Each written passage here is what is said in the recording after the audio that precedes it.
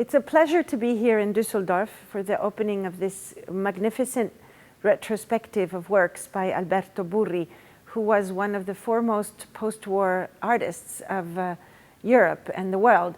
I think that this exhibition marks the importance of Burri for also the contemporary generation, not just of artists, but also of the audience at large, because we are people that are so wired and so connected with our cell phones and with our iPads and with communications all the time, that to be reminded of the precariousness of the body, to be reminded that we live actually in a material world, in a world where cloth can get torn, where sacks bring food and things to refugees, for example.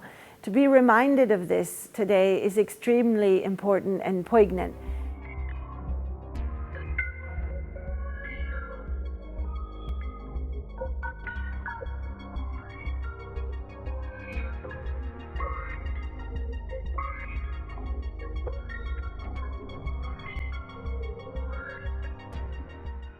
When he did develop his work, it was immediately after World War II. He had been doctor during the war in the Italian army, and obviously, therefore, when he was arrested, he was in a prison camp in Texas. And it's during that moment that he, as a doctor of the body, thought about becoming a doctor of the soul, in a way, through art.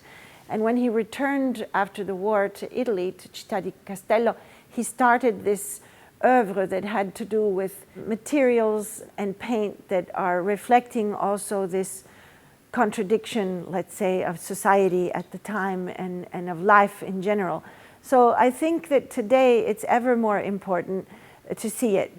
I think if Adorno thought that there was no possibility of poetry after Auschwitz, I think Burri was trying to say that there was that possibility, of course, but that it needed to pass through a form of a radical abstraction, a kind of radical negation of that same poetic impulse.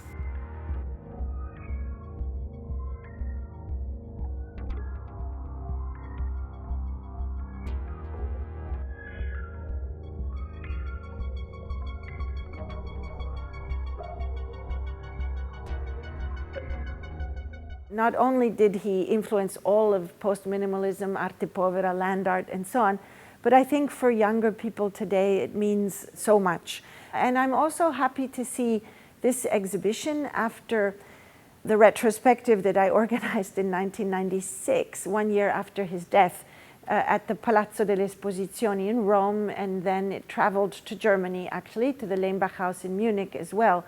And so it's wonderful to see again, after so many years, a large exhibition dedicated to him.